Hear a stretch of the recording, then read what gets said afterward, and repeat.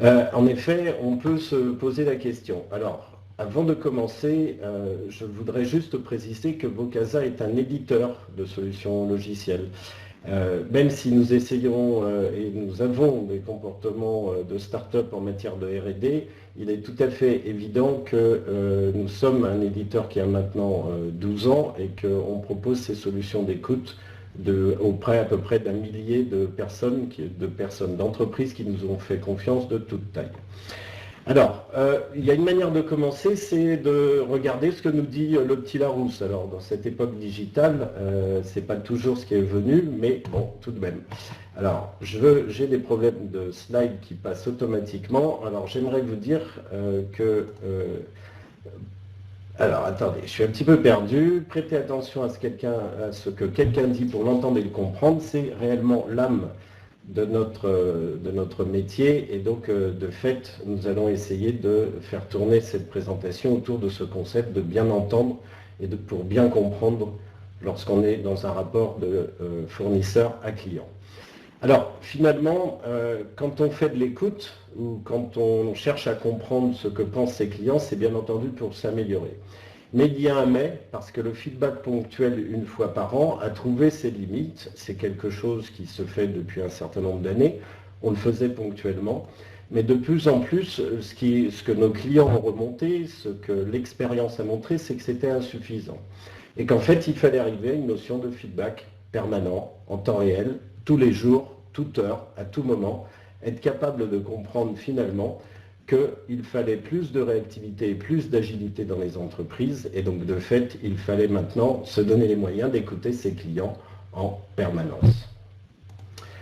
Alors, une enquête en continu, il y a une manière très simple, en tout cas on a essayé de l'imaginer de cette manière-là, de comprendre quels sont les objectifs à atteindre. D'abord, ce qu'on veut, c'est un outil qui permet de manager des performances, celles des collaborateurs comme celles des processus de l'entreprise. C'est aussi ce qu'il faut pour au final, oh là là, j'ai encore des difficultés avec je reviens là-dessus, pardon, hop, conservation des clients, parce que c'est devenu un objectif à part entière, et bien entendu, essayer d'en conquérir de nouveau. Donc voyons, avant de commencer, ce qu'est la notion de parcours client. Parcours client, c'est simple, ce sont toutes les interactions qu'il y a avec votre entreprise, et je m'excuse auprès de ceux qui connaîtraient déjà tout ça très bien. Alors j'ai un problème d'automatisme, je ne sais pas ce qui se passe exactement, je vais essayer de m'en sortir tout de même. Donc ce parcours client, on va l'établir client par client, de sorte qu'on puisse mesurer ce qu'il y a réellement d'important pour eux. Alors tout d'abord, manager les performances et les processus des équipes. Comment ça se passe ? Ce que va proposer ce genre de solution, en résultant, c'est de faire un audit permanent des performances de ces processus imagés de cette manière-là, et d'avoir des tableaux de bord qui sont non pas à jour une fois par an, mais en permanence. Par exemple, si on cherche à mesurer la performance des 3 processus que vous voyez ici tout au long de l'année, par exemple la satisfaction après la visite du site web, mais aussi la satisfaction à la commande, ou encore la satisfaction à la livraison, eh bien on obtient une vue qui nous permet de savoir exactement ce qui se passe. Là, on voit bien que la satisfaction à la commande, courant juin-juillet, s'est effondrée.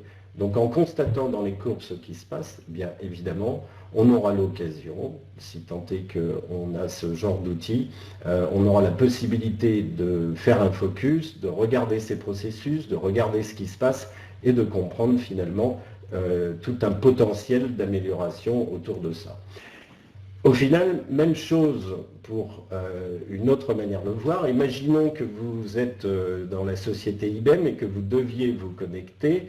Et bien avec ce genre de système, vous allez pouvoir tout simplement, en vous connectant avec votre login mot de passe, obtenir les informations qui ont à voir avec votre poste ou votre géographie. C'est selon, ça dépend de l'organisation que vous souhaitez mettre. Mais en tout état de cause, ça permet d'avoir ce genre d'informations. Alors je m'excuse auprès de nos amis de l'Est, mais là le tableau est facile à lire. On voit qu'il y a un problème sur le benchmarking des régions, peu importe la question qui est derrière, ça pourrait être pour beaucoup d'autres choses, Mais en tout état de cause, vous aurez la possibilité de benchmarker de région en région, de département à département, pourquoi pas d'équipe à équipe. Donc c'est très important dans ce genre d'enquête de pouvoir comprendre que dès le départ, vous aurez cette notion de benchmarking. Il y a également une autre possibilité offerte par une écoute en continu sur la mesure et le management de la performance. Toujours avec cette fois-ci un autre login, on va obtenir d'autres informations. Ces autres informations, ce sera par exemple, sur la performance des équipes toujours, repérer qu'ici nous avons Stéphane, qui est particulièrement performant, avec un conseiller qui a un taux de résolution des problématiques qui lui sont posées qui est tout simplement très performant. Et donc on se donnera les moyens de rencontrer ce collaborateur pour par exemple essayer d'aider Christophe, qui est peut-être tout simplement un nouvel entrant, et profiter des bonnes pratiques de Stéphane pour que Christophe puisse remonter son niveau de performance. Alors, j'en profite pour vous dire que vous pouvez poser vos questions au fur et à mesure, il n'y a aucune difficulté pour pouvoir y répondre. J'essaierai d'être vigilant et de voir l'arrivée de vos questions au fur et à mesure. Alors, toujours en matière d'exemple, je voulais simplement vous dire qu'à un moment donné, vous aurez la possibilité, et ça vous sera donné, de voir un certain nombre de tableaux de bord qui ont été faits pour un certain nombre de sociétés et qui vous permettront de voir tout ça d'une manière un petit peu plus complète. Pour l'instant, nous sommes toujours dans la notion de gestion des performances et il y a une fonctionnalité dans ce genre d'études qui est des tableaux récapitulatifs envoyés par email que peuvent recevoir vos collaborateurs qui sont finalement en situation de mobilité. Parce que pour certains, même se connecter sur un navigateur, ça peut être long, ça peut être antinomique avec leur propre fonctionnement. Et bien là, vous aurez la possibilité d'envoyer des tableaux récapitulatifs à ces collaborateurs, par exemple en situation de mobilité, ou par exemple parce que leur agenda ou leur organisation de travail ne leur permet pas de se connecter. Et de sorte qu'ils aient tous les indicateurs au bon moment, par exemple tous les lundis matins à 9 h, en commençant leur semaine, ils recevront ce genre d'informations. Alors, ça c'est sur cette partie-là. Deuxième partie, on est toujours dans la notion de pourquoi passer de l'écoute ponctuelle à l'écoute en continu, et c'est probablement un des aspects fondamentaux, absolument fondamentaux, de ce que peuvent proposer ce genre de solutions. D'abord, on l'a vu, on a deux objectifs qui sont finalement assez proches, c'est conserver les clients et conquérir de nouveaux clients. Et alors pour faire ça, on va essayer, et la réalité derrière, c'est que ce qu'on veut, c'est développer le chiffre d'affaires. Eh bien, commençons par ce qui est très positif. L'un des éléments clés maintenant, parce qu'il a pris énormément de valeur avec l'arrivée des réseaux sociaux, c'est le fait que aujourd'hui les clients heureux ont une valeur qui dépasse de beaucoup celles qui ont pu être atteintes avant l'époque digitale. Pourquoi? Et c'est là où c'est très important de le concevoir. Nous avons un client heureux, et ce client heureux, c'est en fait celui que vont massivement écouter vos clients et prospects. Donc à chaque fois que vous avez maintenant la possibilité de repérer un client heureux, eh bien vous aurez la possibilité, avec les réseaux sociaux, de répandre leurs témoignages que vous aurez captés sous forme par exemple de témoignages écrits ou encore de témoignages vidéo, ce que nous vous recommandons, et nous vous montrons d'ailleurs un exemple de ce que nous avons fait pour nos propres clients. Donc ces clients satisfaits ont énormément de valeur parce qu'ils sont écoutés. Alors comment on va faire pour les repérer? Eh bien on va tout simplement envoyer une enquête suite à une interaction de satisfaction.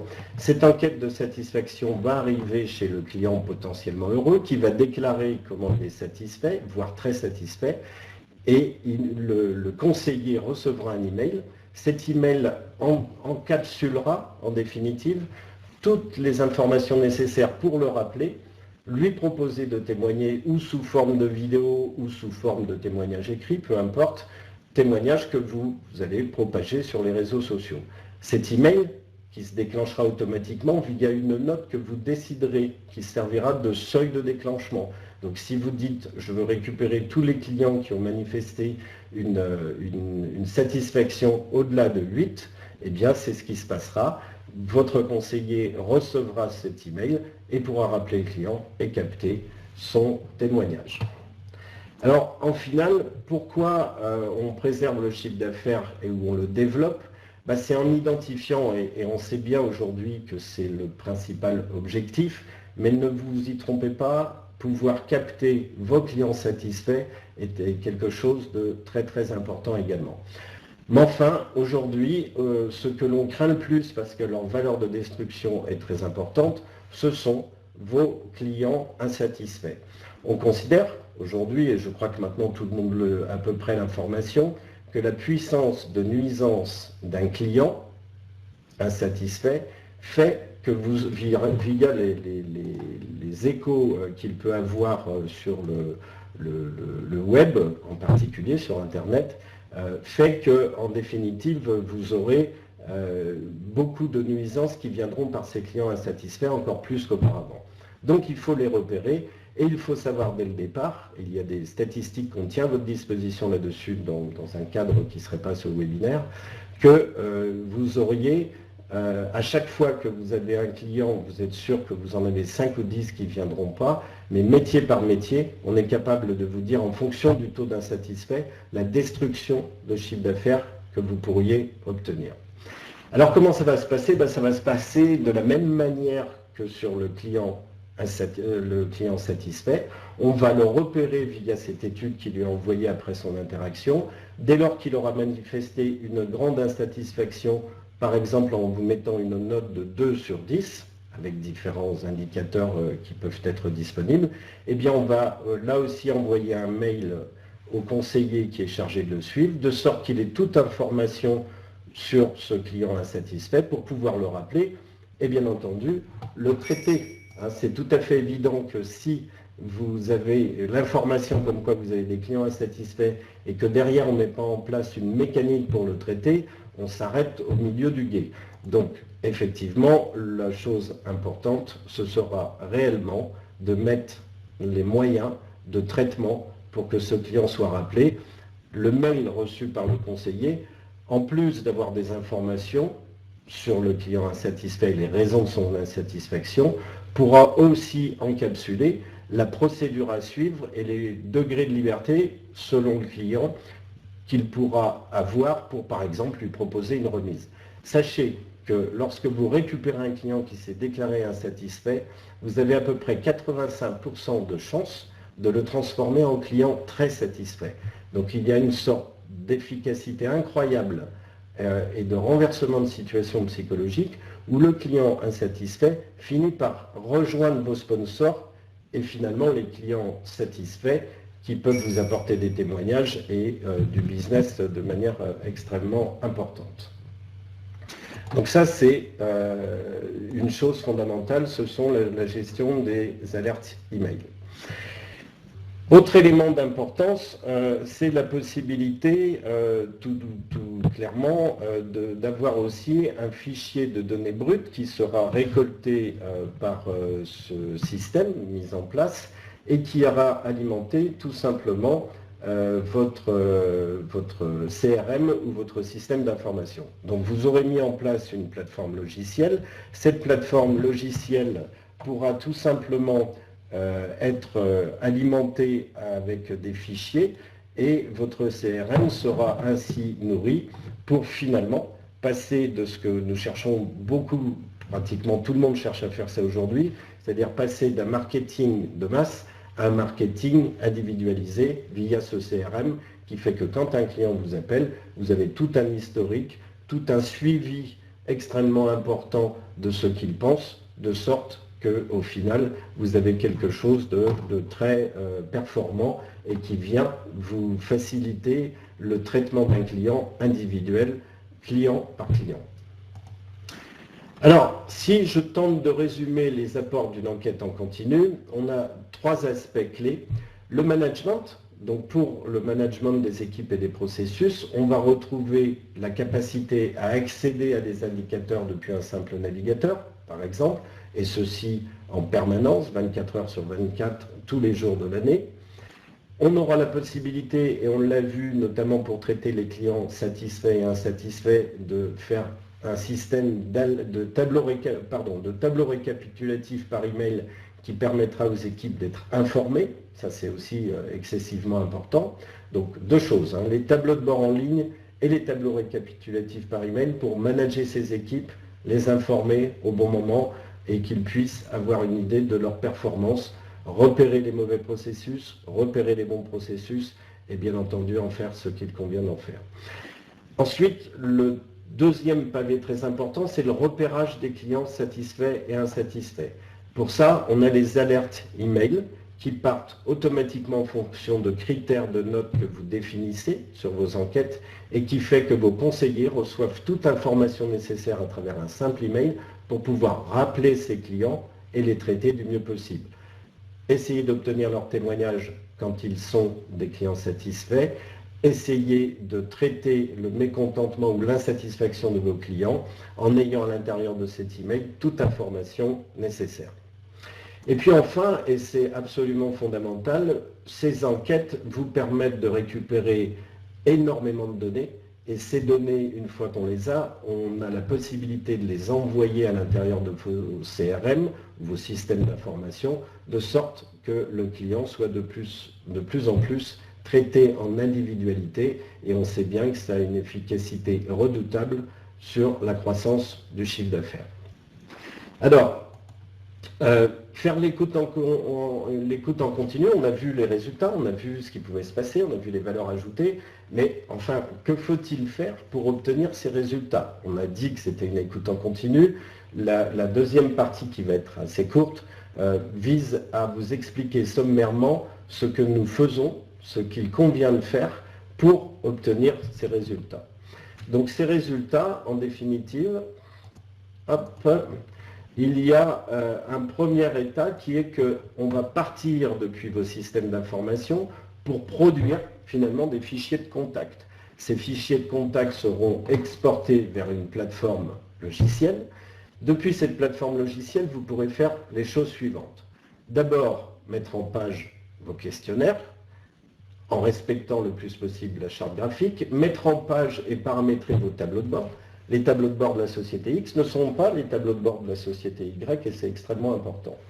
Depuis cette plateforme, vous aurez un envoi multicanal des questionnaires. Ces questionnaires partiront automatiquement. J'insiste sur le fait que tout est automatisé. Donc ça sera en multicanal, hein, ça pourrait être par SMS, ça pourrait être posé sur un site web, ça pourrait être envoyé par email. Vos clients répondront. Depuis ces réponses, la plateforme moulinera les tableaux de bord dont on a parlé tout à l'heure, les tableaux récapitulatifs par email, proposera les alertes email automatiques directement à vos conseillers clientèle. Toutes ces enquêtes automatisées vous permettront d'alimenter votre CRM. Donc à travers ce visuel, ce que nous avons cherché à faire, c'est à vous dire combien les choses n'étaient pas spécialement magiques et qu'elles sont maîtrisées. Nous avons à Wokasa plusieurs dizaines de projets qui font ça, et c'est extrêmement important. Alors, cet automatisme étant mis en place, bien entendu, il tire sa valeur, non pas sur une mise en place ponctuelle, mais sur le fait que ce soit en continu, et année après année, le système s'affine, de sorte que vous ayez de plus en plus la possibilité de réagir à chaque fois que vous obtenez un certain nombre d'indicateurs, de réagir et d'atteindre cet objectif d'agilité, aussi bien auprès de vos équipes qu'auprès évidemment de vos clients satisfaits ou insatisfaits. Je vous propose maintenant, nous avons 20 minutes de webinaire, je vous propose, parce qu'au final, c'est encore ce qu'il y a de plus efficace, je vous propose d'écouter un témoignage d'un client qui a mis cela en place. Ça dure 2 à 3 minutes, donc nous nous retrouvons dans quelques minutes après l'avoir écouté. Merci de me signaler, j'arrêterai au cas où que vous ayez bien le son nécessaire. Et en Début 2015, on a souhaité mettre en place une politique de qualité pour monitorer la qualité de service chez Euro Assurance. Pour ce faire, c'était important de demander directement leur avis à nos clients. Et donc, on voulait mettre en place ces enquêtes de satisfaction, envoyées de manière automatique, et puis traiter ces réponses et ces données dans un tableau de bord. C'est ce que nous a permis de faire Vocasa. Aujourd'hui, étant une assurance pure player et étant dans un secteur très concurrentiel avec des clients de plus en plus exigeants, il nous est indispensable de revoir notre stratégie en l'accent sur la qualité et satisfaire au mieux nos clients. Donc Vocasa est mon tableau de bord au quotidien. Je le consulte dès mon arrivée afin de recueillir tous les retours négatifs que nous avons pu avoir et de les corriger instantanément. Alors, la solution de Vocasa remplissait tous les critères qu'on avait définis, c'est-à-dire qu'ils étaient force de conseil pour l'établissement du questionnaire. Ensuite, ils permettaient l'envoi de milliers de questionnaires, puisqu'on reçoit des dizaines de milliers d'appels tous les ans, de gérer cet envoi de manière technique et ensuite de traiter les résultats, de remonter les données dans un tableau de bord lisible qui nous permettait, nous, d'exploiter, d'interpréter les résultats et les réponses de nos clients. Aujourd'hui, l'ensemble des clients qui vont avoir un conseiller au téléphone recevront le lendemain une enquête de satisfaction composée de 3 questions. Donc l'avantage de ces enquêtes de satisfaction, ça nous permet donc d'être réactifs. Dès qu'on a un retour négatif d'un client, on trouve tout de suite une solution, soit en se rapprochant du collaborateur, ou soit en mettant en place des nouvelles procédures afin de répondre au mieux aux exigences de nos assurés. Vocasa nous permet également de valoriser nos conseillers, puisqu'on va se servir des retours positifs pour pouvoir les mettre à l'honneur chaque fin de semaine. Aujourd'hui, en plus de satisfaire nos clients, les collaborateurs sont d'autant plus sensibilisés sur la qualité de service. En plus de ça, ça leur permet réellement d'avoir des objectifs, de satisfaire le client et en contrepartie avoir une rémunération en fonction de la qualité du travail rendu. Donc notre taux de satisfaction client s'est nettement amélioré depuis le lancement des enquêtes de satisfaction, puisqu'au départ nous avions une note de 5 sur 10, donc au mois de septembre. 3 mois après, on se retrouve avec une note de 8 sur 10, donc c'est plus que positif et valorisant pour nous. Et on souhaite le plus rapidement possible atteindre les 10 sur 10 de satisfaction client. Les enquêtes Vocasa aujourd'hui ont été utilisées pour le service client. Elles ont été d'un tel succès que nous avons souhaité le développer sur le service sinistre. Et aujourd'hui, nous allons le dupliquer sur l'ensemble des services afin d'avoir de manière générale les retours clients. En nous retirant Vocasa aujourd'hui, on perdrait énormément en réactivité puisque évaluer 400 collaborateurs représente une très grosse masse de travail. On a beaucoup apprécié la relation commerciale qui s'est établie avec les équipes de Vocasa qui ont su toujours se montrer disponibles et efficaces. C'est important quand on lance un projet d'ampleur comme celui-là.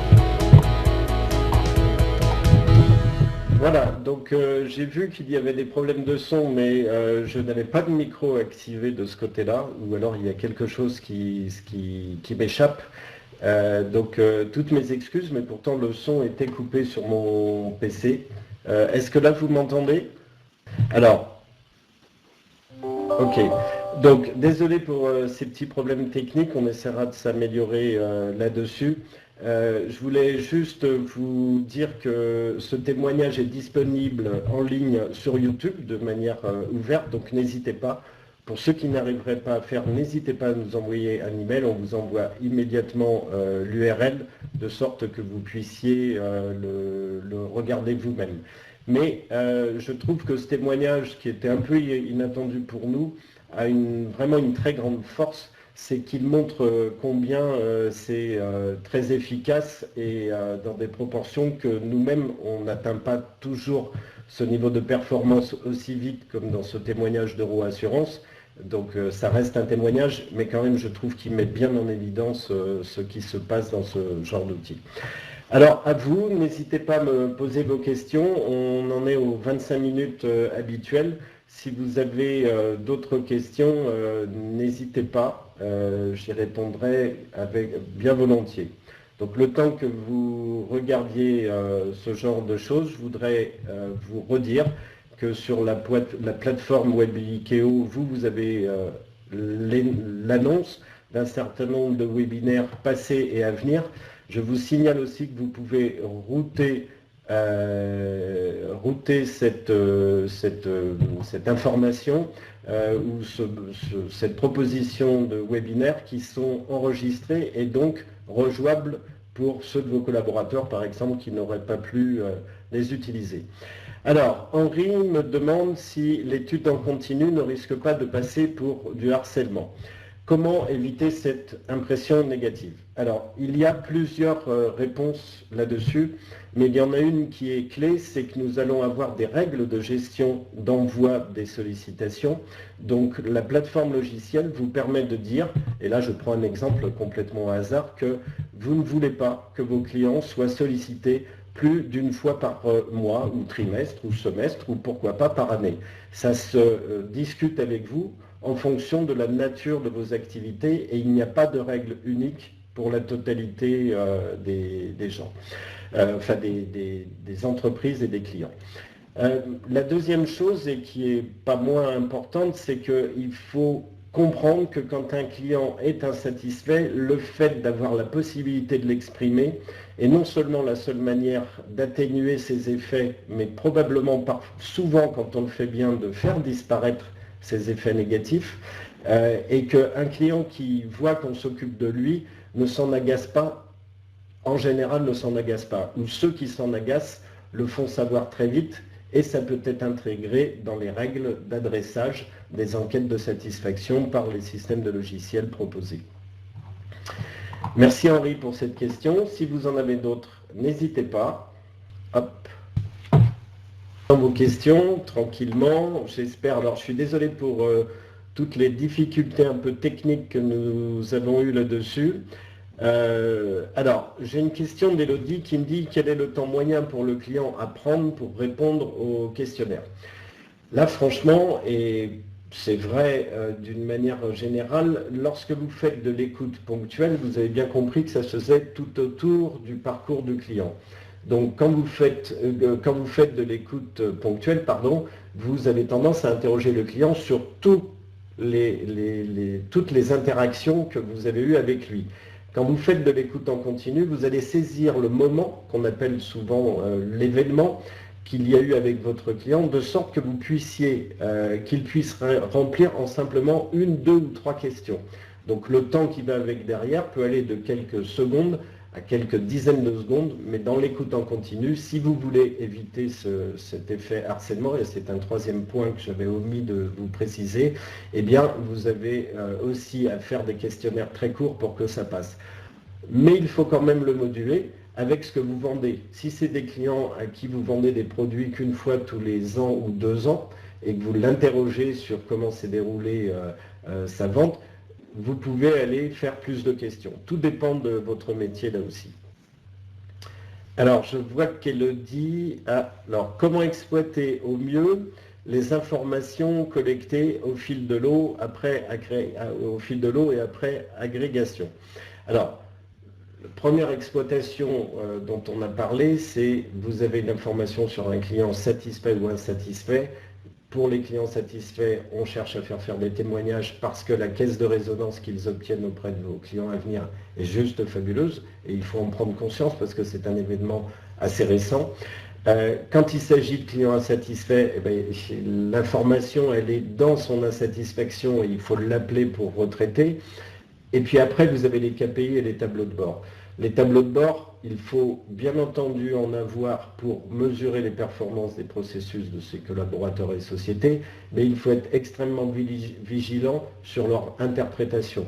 Ne pas interpréter trop vite, se donner du temps, se donner du recul et prépondérant, et c'est pour ça que l'expérience que nous avons accumulée permet aussi de prendre ces précautions-là en matière d'écoute client en continu. Il peut y avoir aussi des agrégations, année après année, comme je le disais, mais aussi entre plusieurs types d'enquêtes pour vérifier tout simplement si ça a de la pertinence ou si telle insatisfaction ne vient pas bousculer en cascade tel autre processus de l'entreprise. Donc il y a beaucoup de choses à faire, et là encore, ce n'est valable que client par client. C'est toute la force des offres de Vocasa. C'est de ne pas vous livrer un produit standard sur lequel vous n'auriez pas la vérité que vous recherchez, c'est de pouvoir customiser à la hauteur de vos besoins. D'autres questions peut-être? Pas de souci, en tout cas. Donc, en tout cas, si ceci a levé chez vous des différentes interrogations, eh bien, n'hésitez pas. En tout cas, nous nous tenons à votre disposition à ce numéro-là. Vocasa a maintenant beaucoup d'expérience sur le passage d'une écoute ponctuelle à une écoute en continu. Cette écoute en continu donne vraiment des trésors de valeur ajoutée. Tout le monde a bien compris que nous sommes maintenant dans un environnement concurrentiel extrêmement important et de fait, on ne peut plus se permettre de ne pas savoir ce qui se passe chez nos clients et de vérifier que les processus qu'on met en place soient de bonne qualité. L'écoute en continu est un fabuleux, fabuleux moyen de faire ça. Merci, je prends vos remerciements. N'hésitez pas si vous avez d'autres questions qui vous viennent par la suite. Nous sommes d'une rigueur toute suisse aujourd'hui puisque le webinaire est prévu pour durer 30 minutes. Et bien là, nous avons 30 minutes pile. Ah, ça me fait mentir, nous passons à 31 minutes. Je vous souhaite à toutes et à tous un très bon week-end, pluvieux a priori, et à très bientôt sur les chaînes de Vocasa pour plus d'informations sur l'expérience client. Merci beaucoup, à très bientôt. Au revoir.